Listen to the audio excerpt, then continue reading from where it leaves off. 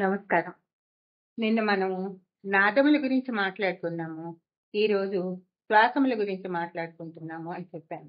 కానీ ఎలాగో అలవాటైపోయింది కదండీ! ఒక అడుగు ముందుకేస్తే 4 అడుగులు వెనకేయటం. ఇవాళ మళ్ళీ అదే పద్ధతిలోకొచ్చేసాం. ఇంతే అనుకోకండి. ఈ పద్ధతి మనకి చాలా ఉపయోగకరమైనది. అసలు ఎందుకు వాటిని అలా అంటున్నాము? వాటికి అన్యథ పేర్లు ఎందుకుంటున్నాయి? ఆ పేర్ల వెనకాల ఏదైనా కారణం ఉందా? అని తెలుసుకోవాలంటే మనం ఈరోజు ఈ ఎపిసోడ్‌ని తప్పకుండా గమనించవలసిన అవసరం ఉంది. అందుకోసమే నేను మళ్ళీ మీతో యథాప్రకారంగా వచ్చేసాను. ముందు ఇందులో 4 ఆంగ్ల పదాలు ఉన్నాయి. ఆ ఆంగ్ల పదాలు ఎందుకంటే తెలుగు మాతృభాష కాని వాళ్ళు కానీ, తెలుగు భాషను సరిగ్గా గుర్తించలేని వాళ్ళు కానీ, తెలుగు భాష పదజాలంతో ఎక్కువగా పరిచయం లేని వాళ్ళు కానీ, ఈ ఆంగ్ల భాష పదాల సహాయంతో వాటిని గుర్తించగలుగుతారు, సులభంగా అర్థం చేసుకోగలుగుతారు అనే ఉద్దేశమే తప్ప మరే ఉద్దేశము లేదు. ఆ 4 పదాలు, ఒకటి గ్లోట్రిక్స్. గ్లోట్రిక్స్ అంటే మన స్వరపేటిక. ఆ గ్లోట్రిక్స్‌లో 2 తంత్రులు ఉంటాయి. 2 తంత్రులు అంటే కార్డ్స్. మనం వోకల్ కార్డ్స్ అని అంటూ ఉంటాం వాటిని. ఆ 2 కార్డ్స్ కూడా కొన్ని అక్షరాలను పలికేటప్పుడు, కొన్ని వర్గాల్లో ఉండే అక్షరాలను పలికేటప్పుడు అవి యథాతథంగానే ఉంటాయి. వాటికి ఎటువంటి ఇబ్బంది ఉండదు. వాటి మధ్యలోంచి అక్షరాలు వచ్చేస్తాయి. అట్లా వచ్చే అక్షరాలని థర్డ్ అంటారు.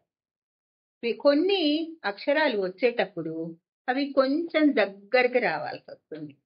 ఆ దగ్గరగా వచ్చిన ఇరుకు మార్గంలోంచి కొన్ని అక్షరాలు వస్తున్నప్పుడు వాటిని సోనెంట్స్, మనం కాన్సోనెంట్ అంటున్నాం కదండి, సోనెంట్స్ అంటారు. అంటే ఈ థర్డ్స్ కానీ ఈ సోనెంట్స్ కానీ ఈ స్వరపేటిక దగ్గర ఉన్న 2 తంత్రులు కార్డ్స్. ఆ 2 తంత్రులు దూరంగా ఉన్నప్పుడు వచ్చే అక్షరాలని థర్డ్స్ అంటున్నాము. అవి దగ్గరికి వచ్చినప్పుడు మాత్రమే మనం పలుకబడగల అక్షరాలని సోనెంట్స్ అంటున్నాం. ఇప్పుడు వీటి గురించి మన భాషలోకి మనం యథాతథంగా వెళ్ళిపోతాం. ఇక్కడ 2 వర్గాలను చూపిస్తున్నాను. ఒకటి క, చ, ట, త, ప. ఇదే ఈ రోజు మనం మాట్లాడుకుందాం అనుకున్నది. కిందటి ఎపిసోడ్ లో మనం మాట్లాడుకున్నవి గ, చ, ట, త, ప. వీటిని అన్వాయిస్డ్ లెటర్స్, వాయిస్డ్ లెటర్స్ అని కూడా అంటారు. అంతేకాకుండా వీటిని థర్డ్ సోనెంట్స్ అని కూడా అంటారు. అసలు అలా ఎందుకు అంటారు? ఈ ఒక్కొక్క కాకి 4 పేర్లు ఎందుకు వచ్చాయి?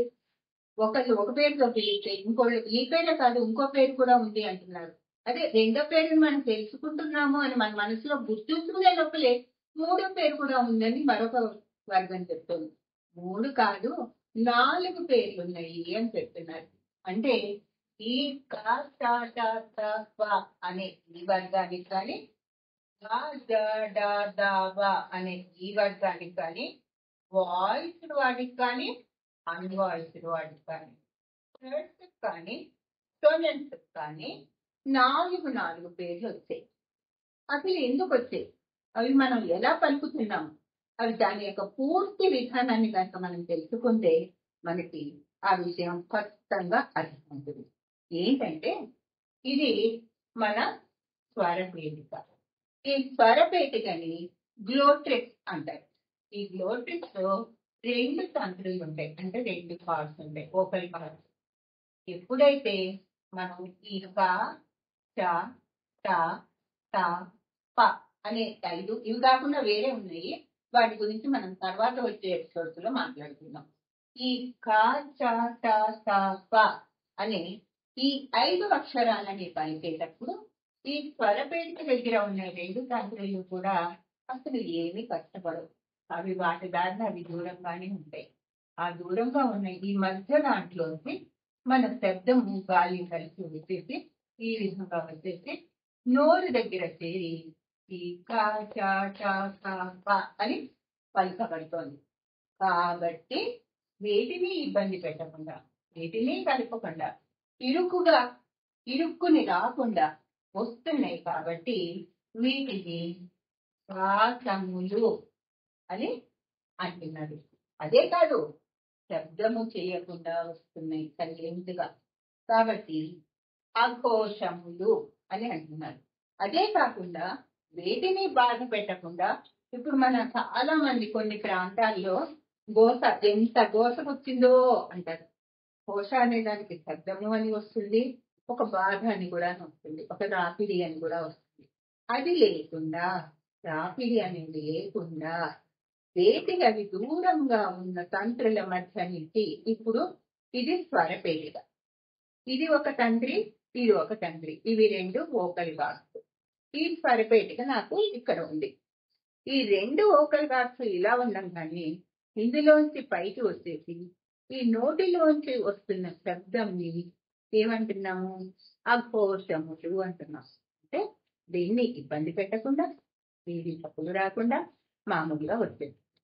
కానీ కాలక్రమంలో ఏమైందంటే ఈ 5 అక్షరాల గురించి ముందు అవి ప్రయాణం చేసేటప్పుడు జరుగుతున్న విధానాన్ని ఆలోచించి దాన్ని చెబుతూ అఘోషములు, శ్వాసములు అని చెప్పారు. కాలక్రమంలో ఏమైందంటే ఈ వైయాకరణలు, అలంకారికులు వాళ్ళందరూ కూడా సరే ఇది ఇక్కడి నుంచి ఇక్కడ జరిగేటప్పుడు విధానాన్ని చెప్పారు, బాగుంది. కానీ బయట మనం పలుకుతున్నప్పుడు, మనం వింటున్నప్పుడు, శ్రవణంలో ఉన్నప్పుడు అవి పరుషంగా వినిపిస్తున్నాయి. కాబట్టి వీటిని పరుషములు అంటాము అన్నది. పరుషములు అంటమే కాకుండా కఠినంగా వినిపిస్తున్నాయి కాబట్టి కఠోర హల్లులు అంటున్నారు. అది కఠినమైన వాక్కులాగా మనకు వినిపిస్తుంది కాబట్టి, అంటే ఒకటేమో పయనిస్తున్నప్పుడు జరిగే విధానాన్ని గురించి ఈ మొదటి 2 పేర్లు చెప్పారు, శ్వాసములు, అఘోషములు అని. శ్రవణం పయనించేసి నోటి ద్వారా వస్తున్నప్పుడు, మన చెవులు వింటున్నప్పుడు జరిగే అనిపించే భావనను బట్టి, అర్థం చేసుకున్న విధానాన్ని బట్టి అదే వాటిని పరుషములు, కఠోర హల్లులు అన్నారు. అదే విధంగా వీటిని ఇంగ్లీష్ లో సర్స్ అండ్ బాయ్స్ అని అంటారు. ఈ నిన్న మనం ముచ్చరించుకున్నది గజడ దవలు. ఇది వర్గంలో ఉండే 3వ లైన్ అని కూడా అనుకున్నాం. ఇది మొదటి లైన్, మన పేరుగా ఉన్న, మన పట్టికలో ఉన్న మొట్టమొదటి లైన్. నిలువు లైన్ లో కాప అనే వస్తుంది. మళ్ళీ ఒకసారి వీటి గురించి ముచ్చరించుకుందాము. ఈ స్వరపేటిక నుంచి నోటి దాకా రావటానికి 2 తంత్రులు ఉంటాయి మధ్యలో.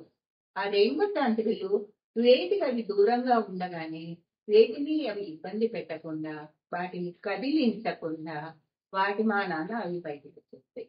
కాబట్టి వాటిని శ్వాసములు అంటున్నారు, అఘోషములు అని కూడా అంటున్నారు. ఘోష అనే శబ్దానికి శబ్దము అని వస్తుంది, ఆవు అని వస్తుంది. మహాభారతంలో ఘోషయాత్ర అని విన్నాం కదా, వేదాలని వస్తాయి. అదేవిధంగా బాధ అని కూడా వస్తుంది, గోసకు వచ్చిందమ్మా అంటారు. ఈ విధంగా స్వరపేటిక నుంచి నోటి వరకు జరిగే ప్రయాణాన్ని బట్టి 2 నామాలు ఇస్తే, స్వరపేటిక నుంచి నోటి నుంచి బయటికి ఉచ్చరింపబడ్డ తర్వాత చెవులు విన్న, అర్థం చేసుకున్న విధానాన్ని బట్టి మరో 2 పేర్లు వచ్చింది. వాటిని పరుషములు, కఠోర హల్లులు అని అంటారు. ఇంకా ఈ గ అనేవి నిన్న వీటిని సరళములు అంటారు అని కూడా అనుకున్నాము, నాదములు అంటారని కూడా అనుకున్నాము. అంటే తంత్రులు దగ్గరగా వస్తే వాటిని నాదములు అంటారు.